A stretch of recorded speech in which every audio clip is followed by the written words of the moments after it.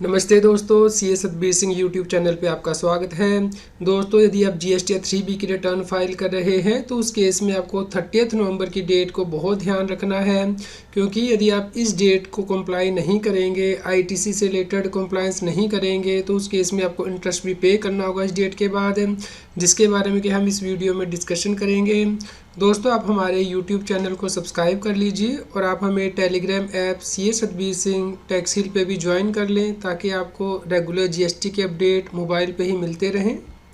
दोस्तों, आपको rule 37A को रेफ़र करना है CGST रूल्स के, जो कि यह कहता है कि यदि आपने किसी टैक्स इनवॉइस पे इनपुट टैक्स क्रेडिट क्लेम किया है लेकिन आपके सप्लायर ने वो पेमेंट गवर्नमेंट को नहीं की है, तो उस केस में आपको इनपुट टैक्स क्रेडिट रिवर्स करना होगा।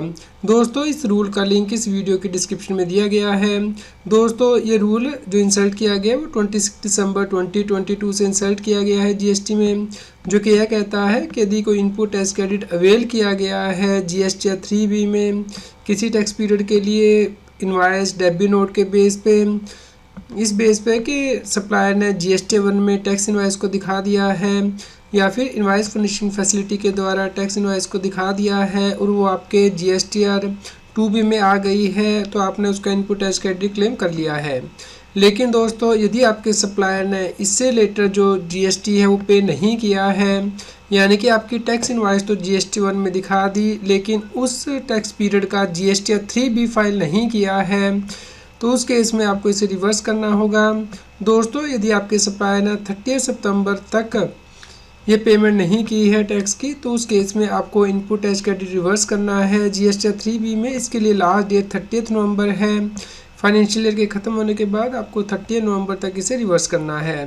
दोस्तों, यदि आप ये आईटीसी रिवर्स नहीं करेंगे तो उस केस में आपको इंटरेस्ट पे करना होगा। यदि आप 30 नवंबर के बाद करेंगे तो उस केस में इंटरेस्ट सेक्शन 50 के अकॉर्डिंग आपको पे करना है।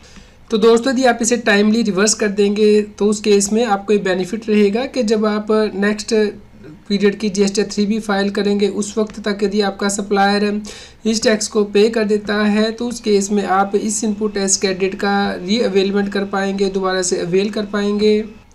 दोस्तों, यहाँ पे मान लीजिए सप्लायर के द्वारा जनवरी 23 में आपको टैक्स इनवॉइस इशू की गई थी और जीएसटी 1 में डिटेल फाइल कर दी गई थी, जिसके बेस पे कि आपने जीएसटी 3B में इनपुट टैक्स क्रेडिट क्लेम कर लिया था, लेकिन सप्लायर ने इस पीरियड की कोरस्पॉन्डिंगली जीएसटी 3B फाइल नहीं की थी। तो ये 30 सितंबर 2023 तक जीएसटी 3B इस पीरियड की फाइल नहीं की गई है, तो अब रिसिपिएंट को इसका इनपुट टैक्स क्रेडिट रिवर्स करना है 30 नवंबर 2023 से पहले जीएसटी 3B में। दोस्तों, यदि ये टाइमली रिवर्स नहीं किया जाएगा तो उस केस में आपको इंटरेस्ट भी पे करना होगा, यदि आप 30 नवंबर 23 के बाद रिवर्स करेंगे। दोस्तों, जैसे ही सप्लायर इस पीरियड की जीएसटी 3B फाइल कर देगा तो आप ये इनपुट टैक्स क्रेडिट दोबारा से रीअवेल कर सकते हैं। तो मान लीजिए दिसंबर 23 में जीएसटी 3B फाइल की गई है सप्लायर के द्वारा जनवरी 23 से लेटर, तो आप दिसंबर में एलिजिबल होंगे ये इनपुट टैक्स क्रेडिट को रीअवेल करने के लिए। दोस्तों, आपको जीएसटी 3B में टेबल नंबर 4 के अंतर्गत इसे रिवर्स करना है, तो टेबल 4B क्लोज 2 के अंतर्गत आपको रिवर्स करना है, यानी कि परमानेंट रिवर्सल नहीं है। जैसे ही आपका सप्लायर जीएसटी 3B फाइल कर देगा आप इसे रीअवेल कर सकते हैं। तो जब आप रीअवेल करेंगे तो यहाँ पे टेबल 4A5 के अंतर्गत दिखाएंगे और इसके साथ ही टेबल 4D क्लोज 1 के अंतर्गत भी दिखाएंगे, यानी कि आपने ये आईटीसी पहले रिवर्स कर दिया था, अब दोबारा रीक्लेम कर रहे हैं। तो इस प्रकार से आपको डिस्क्लोजर करना है जीएसटी 3B में। दोस्तों, आपको कैसे चेक करना है कि क्या आपके सप्लायर ने टैक्स पे कर दिया है उन इनवॉइसेस का जिसके ऊपर क्या आपने इनपुट टैक्स क्रेडिट क्लेम किया है। इसे दोस्तों आपको जीएसटी पोर्टल पे ही चेक करना है। आप जीएसटी पोर्टल पे लॉगिन करेंगे, सबसी में जाएंगे, रिटर्न में जाएंगे, रिटर्न डैशबोर्ड में जाएंगे। यहाँ पे दोस्तों आप फाइनेंशियल ईयर 22-23 चूज़ कर लीजिए और यहाँ पे क्वार्टर चूज़ कर लीजिए जिसके लिए कि आप चेक करना चाहते हैं। उसके बाद आप यहाँ पे सर्च कीजिए। दोस्तों, उसके बाद आपको यहाँ पे ऑटो ड्राफ्ट जीएसटी 2A की डिटेल पे क्लिक करना है, यहाँ पे व्यू पे जाना है। दोस्तों, उसके बाद आप यहाँ पे इनवॉइस को देख सकते हैं, जैसे कि डेबिट या क्रेडिट नोट या फिर B2B इनवॉइसेस। तो जैसे आप B2B इनवॉइस पे क्लिक करेंगे दोस्तों, उसके बाद आप यहाँ पे देख सकते हैं सप्लायर का जीएसटी नंबर, सप्लायर का नेम और जीएसटी 1 फाइलिंग का स्टेटस किस दिन फाइल की गई है और जीएसटी 3B का फाइलिंग का स्टेटस है। तो दोस्तों, यदि यहाँ पे दोनों ही यस है, यानी कि जीएसटी 1 भी फाइल कर दी गई है, जीएसटी 3B भी फाइल कर दी गई है, तो आप एलिजिबल हैं इनपुट टैक्स क्रेडिट लेने के लिए। लेकिन यदि यहाँ पे सप्लायर ने सिर्फ GST-1 फाइल की है और GST-3B का फाइलिंग का स्टेटस नो आ रहा है, तो उस केस में आपको ये इनपुट टैक्स क्रेडिट रिवर्स करना होगा। यदि टैक्स पेयर ने 30 सितंबर 2023 तक GST-3B फाइल नहीं की है और आपने इनपुट टैक्स क्रेडिट क्लेम कर लिया है। दोस्तों, यदि आप 30 नवंबर तक ये रिवर्स नहीं करेंगे 8C, यानी कि जिसका कि टैक्स सप्लायर ने पे नहीं किया है, तो उस केस में आपको इंटरेस्ट के साथ ये रिवर्स करना होगा 30 नवंबर के बाद। और इस केस में जो इंटरेस्ट होगा वो 18% होगा as per section 50 sub section 3 of CGST act. दोस्तों, आपको सेक्शन 34 को भी रेफ़र करना है CGST एक्ट के, जिसके अंतर्गत के क्रेडिट नोट को जारी करने की लास्ट डेट दी गई है। यानी कि दोस्तों, यदि आपने कोई गुड सप्लाई की है और वो रिटर्न हो जाती है या फिर आपकी सर्विस में कोई डेफिशिएंसी आ जाती है, तो उस केस में आप क्रेडिट नोट जारी कर सकते हैं। ये क्रेडिट नोट आप फाइनेंशियल ईयर के ख़त्म होने के बाद 30 नवंबर तक ही जारी कर सकते हैं।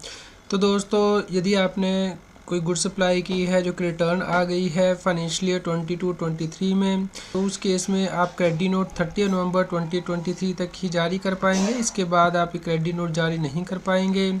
दोस्तों, यदि आपने GST-1 को फाइल करते हुए कोई गलती कर दी है फाइनेंशियल ईयर 22-23 में, तो वो रिटर्न आप अमेंड कर सकते हैं नेक्स्ट टैक्स पीरियड में, लेकिन इसके लिए भी लास्ट डेट दी गई है।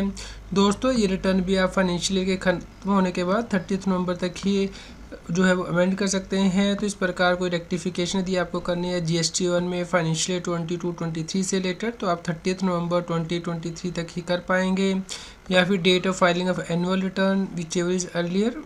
इसी प्रकार दोस्तों, यदि आपने GST-3B में कोई गलती कर दी है तो उसे भी आप रेक्टिफाई कर सकते हैं, लेकिन इसके लिए लास्ट डेट दी गई है सेक्शन 39 के अंतर्गत। दोस्तों, ये भी आप फाइनेंशियल ईयर के ख़त्म होने के बाद 30 नवंबर तक रेक्टिफिकेशन कर सकते हैं, या फिर आपने इनकरेक्ट पर्टिकुलर कोई दे दिया था तो उसे आप रेक्टिफाई कर पाएंगे 30 नवंबर 2023 तक फाइनेंशियल ईयर 22-23 से रिलेटेड, या फिर actual date of filing of annual return whichever is earlier. दोस्तों, GST एक्ट के अंतर्गत आप इनपुट टैक्स क्रेडिट कब तक क्लेम कर सकते हैं फाइनेंशियल ईयर 22-23 का, इसके लिए सेक्शन 60 में बताया गया है। दोस्तों, यहाँ पे सब सेक्शन 4 दिया गया है जो क्या बताता है कि कोई भी रजिस्टर्ड व्यक्ति जो है इनपुट टैक्स क्रेडिट क्लेम कर सकता है इनवॉइस पे या फिर डेबिट नोट पे, लेकिन फाइनेंशियल ईयर के ख़त्म होने के बाद 30 नवंबर तक ही यह इनपुट टैक्स क्रेडिट क्लेम किया जा सकता है, या फिर date of filing of annual return whichever is earlier. दोस्तों, इस प्रकार 30 नवंबर 2023 की डेट बहुत इंपॉर्टेंट है। इससे पहले ही आपको सभी काम करने हैं, जैसे कि क्रेडिट नोट यदि कोई इशू करना है, GST-1 या फिर GST-3B में कोई रेक्टिफिकेशन करनी है, या फिर आपको कोई इनपुट टैक्स क्रेडिट क्लेम करना है, तो इस डेट तक ही आप क्लेम कर सकते हैं। दोस्तों, आप इन सभी सेक्शंस और रूल को इस वीडियो की डिस्क्रिप्शन में रेफ़र कर सकते हैं। उम्मीद करते हैं आपके लिए यह न्यूज़ यूज़फुल रही होगी। कृपया लाइक करें और शेयर करें ताकि सभी लोगों तक ये जानकारी पहुंच पाए और वो GST की कॉम्प्लायंस कर पाएँ। रेगुलर GST और टैक्स अपडेट के लिए इस चैनल को सब्सक्राइब करें।